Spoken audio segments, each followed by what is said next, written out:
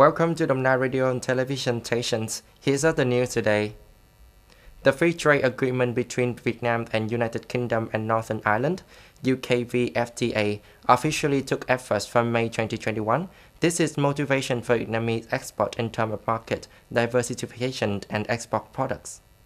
In the context of the pandemic causing difficulties for production and business activities, the UKVFTA agreement is expected to help stabilize the markets so that the businesses can recover and develop. However, the root of origins is always a hot issue to enjoy the tariff reference under the agreement, emphasizing factors on product fertility, on environment protection regulations. The Ministries of Industry and Trade said that Vietnamese enterprises who want to enter large markets have to pay attention to sustainable production. According to the calculation, the value of import taxes and Vietnamese goods saved when entering the UK estimated at 3.5 trillion per year. Therefore, combined with the market access opportunity from the UKVFTA agreement, a spark to the UK and Northern Ireland market will continue strongly promoted, even in the current pandemic context. According to the data from the General Statistics Office, in the first 4 months of the year, Vietnam have 18 projects newly granted certificates with the total capital of more than 142 million USD. In addition to 18 newly licensed projects, there are 9 projects adjusted to entry capital by more than 400 million USD. Vietnam's total overseas investment capital is more than 545 million USD, nearly 5 times higher than the same period last year. Science and technology activities are the fields with the most capital, accounting for nearly half of the capital. Next to the wholesales and the rental sector, repairing cars, motorcycles, motorbikes, and other motor vehicles, 15 countries and territories receiving investment from Vietnam, of which the US is leading country, accounting for more than 55%, following by Cambodia, France, Canada, Germany, and the Netherlands. Ho Chi Minh City have re-established the roadside disease control blocking station to conduct medical reports and measure the temperature of people entering the city through the gateways.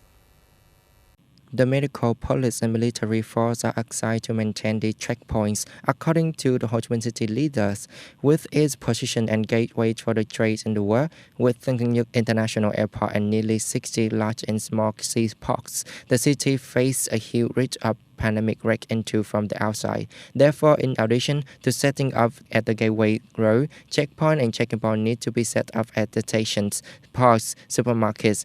At the peak of 2020 pandemic seasons, Ho Chi Minh City set up 62 stations checkpoint for the prevention of COVID-19, which has 60 main stations. The stations are held as the traffic junctions, gateway roads, opening 24/24.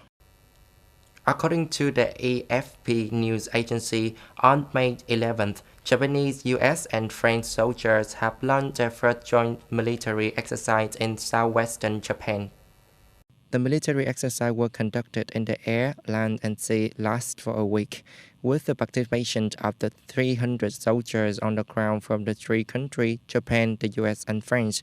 An Australian Navy ship also participated in this exercise. Activities as part of the exercise will be held in the Consul Island area and at the sea. A French naval official told FAB that Japanese submarine and 10 surface ships, including 6 Japanese, 2 French, 1 American, and 1 Australian, would be used in the military exercise. The move took place in the context of Japan wanting to strengthen defense relations with the other country along with the US alliance. Japan and some countries are also wary of China's moves in the East and the East China Seas. On November 11th, Queen Elizabeth II delivered an important speech to National Assembly announcing the British government priority for the coming year. In her Sunday speech, Queen Elizabeth announced 30 bills are expected to pass next year.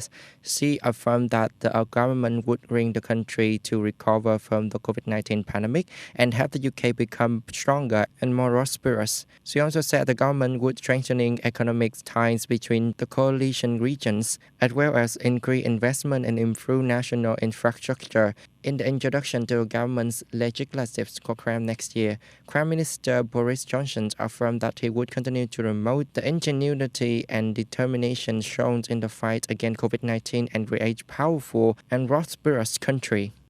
That's all on the news today. Thanks for watching us. Goodbye.